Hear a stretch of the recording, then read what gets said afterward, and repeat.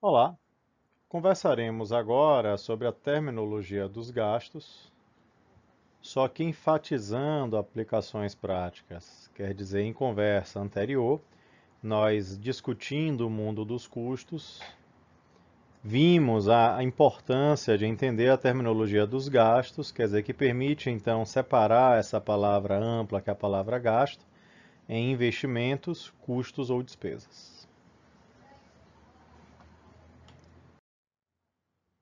Nessa nossa conversa, temos então o objetivo de aplicar a terminologia dos gastos.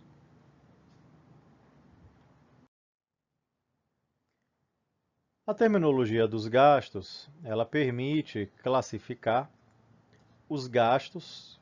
O que é que são gastos? São recursos reconhecidos como consumidos ou a consumir na operação, recursos não consumidos, chamamos de investimentos, recursos consumidos ou incorridos, aí são classificados em custos, se consumidos para a elaboração de um produto ou serviço, ou despesas, se consumidos no tempo, não associados à elaboração de um produto ou serviço. Nessa visão, consumos produtivos, custos, consumos de natureza administrativa, comercial ou financeiro, despesas. E aí a atividade prática pede classifique num restaurante chamado de Saborearte. A abertura do restaurante demandou a aquisição de um forno a gás especial. Qual a classificação contábil desse fato? Então, se eu estou fazendo referência à aquisição, à compra, o que é a compra? A compra é um investimento que te dá o direito de uso e ganho futuro.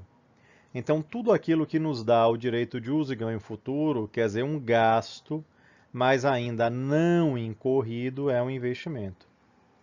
Então, qual a classificação contábil desse fato? Investimento. Na contabilidade, a ideia do investimento é similar à ideia dos ativos. Nesse caso, um ativo não circulante, um ativo de longo prazo. À medida que esse investimento torna-se disponível para uso e ganho, ele vai sofrer a figura da depreciação. O que é a depreciação? É o reconhecimento do consumo do investimento. E aí essa depreciação, se consumido na produção, quer dizer, ela é entendida como custo. Então, nesse caso, a depreciação de um forno seria um custo. Okay? Próximo. Para fabricar 4 medalhões de filé especial com 200 gramas cada, o restaurante consome 1 quilo.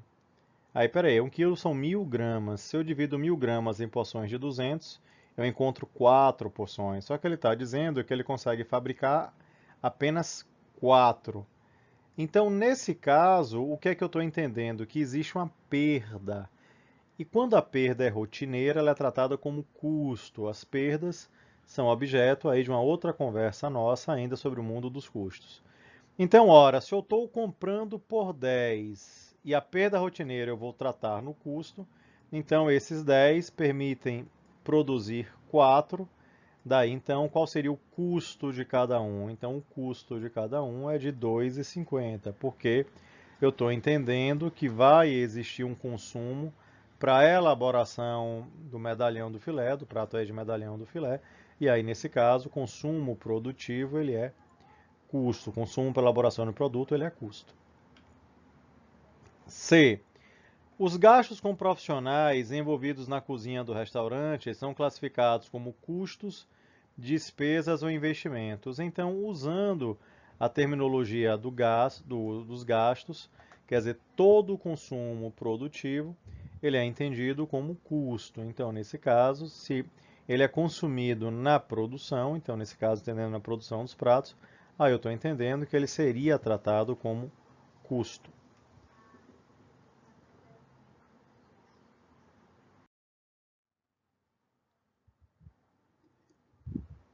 Mais adiante, é dito ainda em relação a esse restaurante o seguinte: um prato de filé com fritas consome, em média, 400 gramas de carne de primeira e 200 gramas de batatas especiais.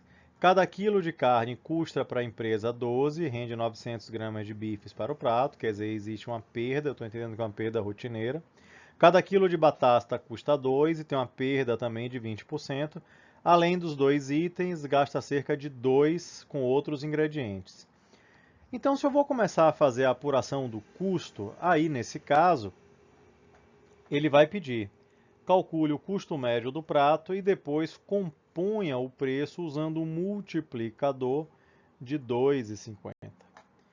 Então, se eu vou calcular o custo, para eu poder calcular o custo, eu vou ter que considerar os itens consumidos, já que o consumo produtivo vai estar no custo. E aí, nesse caso, é dito que eu vou ter que considerar a carne, a batata e os outros ingredientes. E aí, nesse caso, o que é que eu vou considerar? Então, da carne, vou aplicar uma regra de 3. Se eu apuro 900 gramas do quilo que eu compro e pago 12 no quilo, como o prato vai usar 400, aplicando aí a regra de 3, né? Multiplico aí e a partir daí digo então que x vai ser igual a 400 vezes 12 dividido por 900. Então, se eu aplico aí a regra de 3, eu acabo descobrindo que em relação à carne, o custo com a carne seria de 5,33. Se eu uso as informações para a batata, então o quilo custa 2 e tem uma perda de 20%, eu apuro o líquido 800 gramas, né? Então 800 gramas está para 2, assim como 200 gramas está para y, aí eu descubro que o custo da batata é 0,50. E como o enunciado principal falava em outros itens, aí eu posso somar a carne com a batata com os outros. No momento que eu faço isso, esse custo que eu estou apurando é aquele identificado de forma clara, objetiva. Aí esse custo identificado de forma clara e objetiva é o que a gente vai chamar de custo direto primário do prato.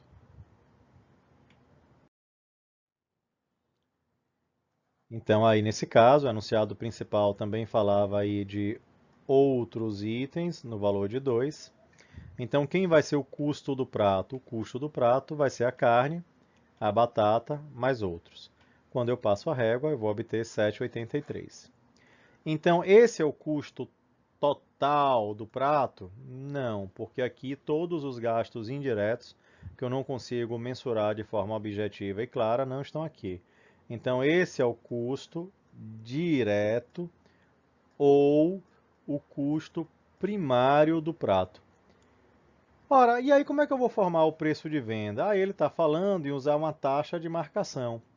Então, essa taxa de marcação é feita para cobrir o quê? Os custos indiretos, as despesas, o tributo e o lucro.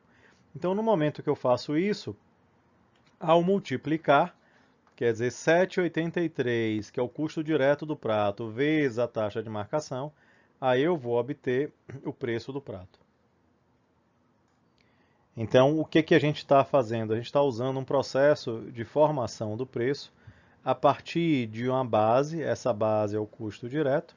Então, tudo que não está na base, custo indireto, despesa, tributo e lucro, vem parar na taxa de marcação.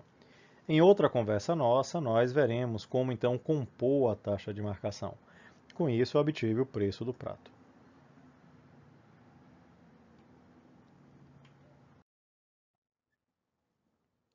Então, esse processo de formação de preço que vimos, ele considera, então, não um prato de filé com fritas, mas aqui no exemplo de um hambúrguer.